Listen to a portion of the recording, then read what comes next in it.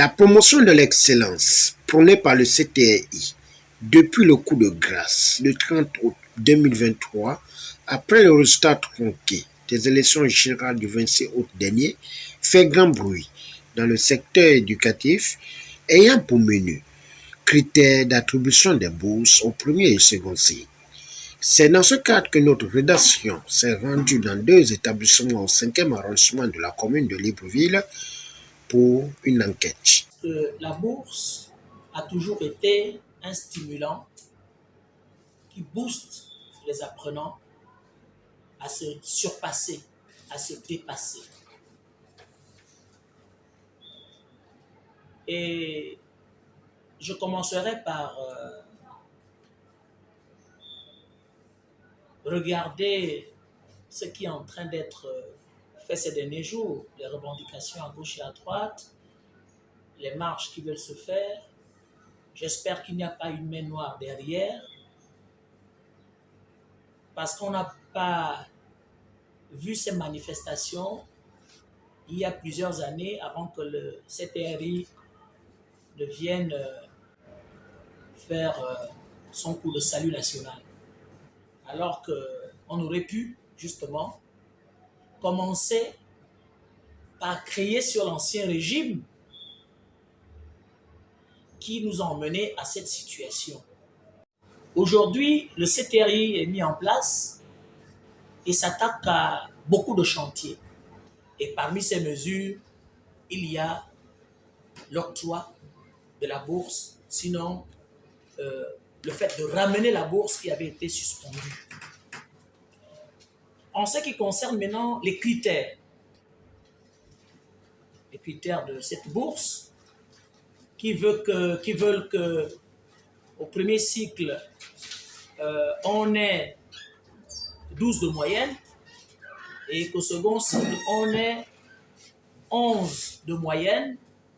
Je dis qu'effectivement, cela augure, sinon suscite l'excellence. Mais lorsqu'on se réfère au passé, nous avons aussi compris qu'à partir de 10, les élèves font des efforts. Donc, à partir de 10, il était tout à fait normal que l'on donne la bourse à nos apprenants. Parce que c'est aussi la promotion de l'excellence. Ce n'est pas seulement 11 ou 12. Si je le dis, c'est parce que j'ai un regard particulier sur les conditions de travail de nos apprenants. Nos élèves apprennent dans quelles conditions pour qu'ils accèdent à l'excellence. Ils apprennent dans quelles conditions. Nous avons des effectifs pléthoriques. Nos salles de classe sont bondées. Nous avons 80 à 100 élèves par classe. Pourquoi? Parce que nos gouvernants n'ont pas construit des écoles et par ricochet des salles de classe. Alors que nous avons une politique éducative agissante. Il n'y a plus de bibliothèque. Moi, à mon époque, lorsque je suis allé au lycée, nous avions une bibliothèque digne de ce nom.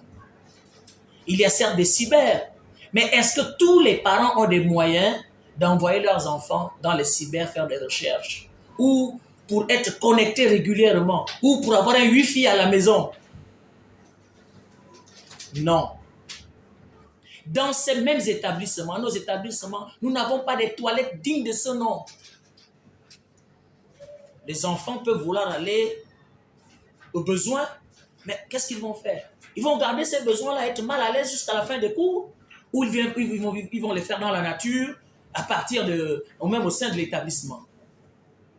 Nous avons des établissements où les plateaux sportifs n'existent pas. Et une enquête a été faite au début d'année qui parlait du déficit des enseignants. Ce qui fait que, sorti du premier trimestre, nous avons remarqué qu'il y a certaines disciplines pour lesquelles les élèves n'ont pas été classés. Alors, à quel moment prendre l'excellence? Il faut juste reconnaître qu'on ne peut prendre l'excellence que si toutes les conditions sont réunies. En toute honnêteté, nous n'avons pas de CDI, centre de lecture, centre de documentation et d'informatique, nous ne les avons pas. Alors, les élèves comme on l'a connu pour nous qui avons appris entre les années 90 et 2000, nous avions par exemple dans la ville de Mela une bibliothèque municipale. Il faut dire que l'élève africain se surpasse. Même quand les conditions ne sont pas réunies, l'élève ou l'Africain, l'apprenant africain fait de son mieux. Parfois, on va voir ses élèves avant 12 parce qu'il y a une expression entre eux qui se dit, bon, qui dit du bashing, crashing, quelque part là. Bashing, crashing. Mais il faut dire que l'élève n'a pas de bonne intention. Donc, c'est peut-être ça, relèverait peut-être du miracle pour voir ces élèves qui connaissent cette performance de 12, mais les conditions ne s'y pas. Je vais vous prendre le cas des infrastructures, par exemple. Je reviens à ce niveau avec les espaces d'aisance. Nous sommes dans des établissements qui sont en manque de ces milieux. Donc, un élève qui est, par exemple, attrapé par un besoin, mais qui résiste de 7h à 13h, même si l'enseignant est là et donne de son meilleur pour faire comprendre les enfants, mais l'élève est déjà inquiété par le besoin, donc il ne peut pas concentrer. Comment voulez-vous qu'un élève puisse réaliser une telle performance? Donc il y a tellement de critères, mais pour moi, j'estime que le critère qu'on devrait mettre en avant, c'est celui de conditions de travail et d'apprentissage. Donc là, on tient compte à la fois de l'enseignant, qui est un des acteurs, et à la fois l'élève qui l'est aussi. Donc, que les autorités en place, avant de prendre l'exemple, puissent réunir toutes ces conditions. La décision prise par notre chef n'est pas mauvaise, sauf qu'ils auraient pu prévenir les enfants depuis la rentrée scolaire. Ces derniers auraient pu mieux se préparer par rapport à leurs résultats, leur travail. Parce que si on prend en compte la situation de chaque enfant ici, il y a des élèves, pour accéder à l'établissement, c'est vrai, ils ont ce qu'ils appellent le Ngori, ils ont les bus gratuits, mais c'est pas facile de monter dans ce bus. Mais ils vivent comment chez eux? Ce n'est pas facile, on travaille dans quelles conditions? Ils peuvent s'en sortir, c'est vrai, on peut les motiver 12 au premier cycle. Ils peuvent avoir même plus de 12. Mais ce n'est pas donné à tous les enfants. Non, c'est parce que les conditions de vie de tout un chacun ne suivent pas pour obtenir une moyenne de 12. Les personnes qu'il a mis à côté de lui, ça c'est mon jugement personnel, je pense que les pédagogistes qui sont là, ils ont une mission, c'est celle de saboter le travail du président du CTR.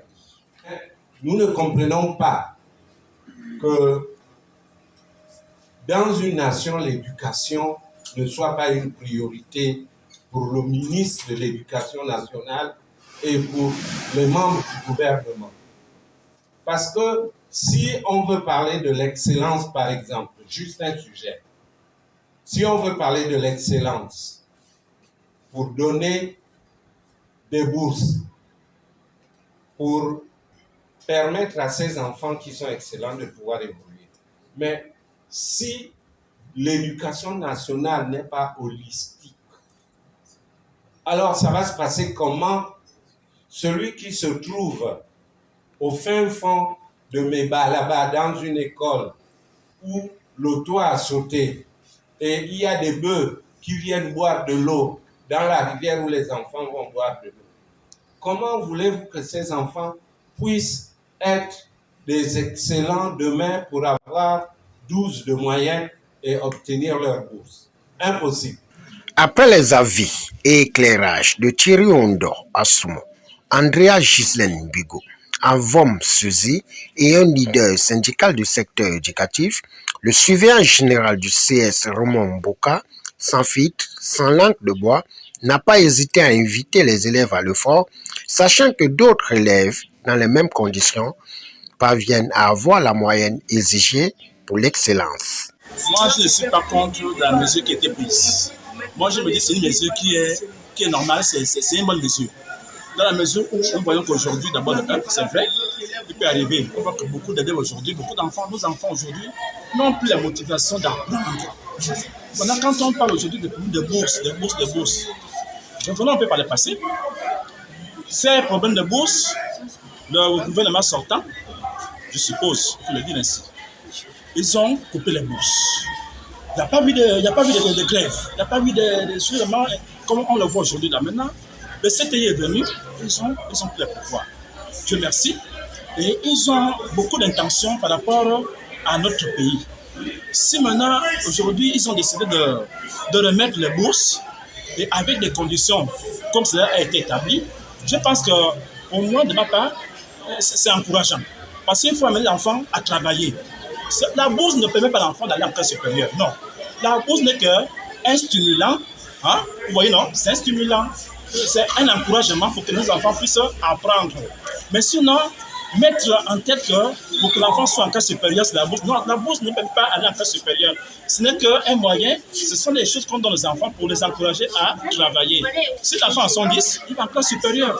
Aujourd'hui, faire un peu de bruit sur la bourse, c'est vrai, par le passé, nous avons vu cela, mais les cas actuels, comme on l'a dit, j'ai suivi Madame Laurence Lo à la télévision. Moi, en tout cas, j'ai bien vu, elle a bien débattu, je l'applaudis. C'est pour dire que nous ne devons pas dire qu'aujourd'hui, la décision qui a été prise est mauvaise. Elle n'est pas mauvaise en tant que telle, mais c'est aussi une bonne décision parce qu'il faut comprendre qu'aujourd'hui, moi, plus souvent, j'insiste aux examens, je vais parler au bac, je suis au bac, par exemple. Nous avons des enfants aujourd'hui qui ont des problèmes. Un enfant peut te demander que ce mot signifie que nos enfants aujourd'hui n'ont plus l'école, ils ne veulent plus apprendre. Pourquoi aujourd'hui, les mesures sur, par exemple, quand on voit les mesures sur les bars, qu'il faut faire les bars, tout. C'est parce qu'on a constaté que beaucoup d'enfants aujourd'hui sont abandonnés, ils se livrent à n'importe quoi, tout. Même parfois, les parents, ils sont proposés que les enfants font devoir. Donc, pour moi, de mon côté, je me dis que cette mesure, elle est salutaire. Cette mesure est salutaire. Il faudrait que nos enfants apprennent à travailler dans l'excellence. Il faut encourager l'enfant à travailler et avoir. Nous, on a fait les études. Nous avons fait les études. Nous, par exemple, quand on voit les années 80, les années 80, 90, quand un enfant était en troisième, un enfant était en quatrième, il avait un bon niveau. Mais aujourd'hui, c'est tellement différent. Un enfant qui vient des primaires, il va en sixième. Mais si tu vois la calligraphie, tu vois parfois. C'est vrai, il y a plusieurs domaines, il y a plusieurs critères qui font qu'aujourd'hui, le niveau d'études soit mis en cause. Mais seulement en ce qui concerne la bourse, je me dis, c'est quand même salutaire de dire que l'enfant doit travailler pour qu'il mérite la bourse. Non, 10, c'est pour que l'enfant passe en classe supérieure. Mais la bourse, c'est un acquis, c'est juste pour encourager l'enfant à pouvoir travailler. C'est mon avis par rapport à la décision qui était prise. Face à cette situation, certains élèves ont donné leur avis sur les critères de la bourse de l'excellence qui fait polémique après son retour pour encourager le fer de lance de la nation. Okay. Moi, de ce que je peux dire en fonction de ce que notre président a décidé, c'est que lorsqu'il décide de mettre une fonction en disant que non, ceux qui peuvent avoir la bourse, c'est en fonction de la moyenne de 12. C'est pas vraiment honnête ce qu'il vient de faire, mais il n'a pas tort de dire, mais ce qu'il a fait, ce n'est pas bien. Car ceux qui ont eu les 10, qui ont fait l'effort d'avoir une moyenne, ils peuvent aussi avoir la bourse. Car ils ont pu travailler, comme mon prof vient de le dire, ils ont fait de leur mieux. Je viens parler pour la bourse. Je tiens à dire vraiment que ces choix qu'ils ont eu à faire pour dire que le premier cycle, c'est 12 et pour le second, c'est 11. Vraiment, comment dirais-je, ces bourses, c'est cette décision qu'ils ont eu à prendre ne nous aide pas beaucoup parce que vivement avec les 10 que nous avons eu à avoir, nous sommes vraiment battus pour avoir cela et nous ne sommes pas d'accord avec ce choix. La décision, elle est bonne d'un côté, de l'autre, elle n'est pas bonne. Pourquoi? Parce que en ce moment, on est dans une période de transition.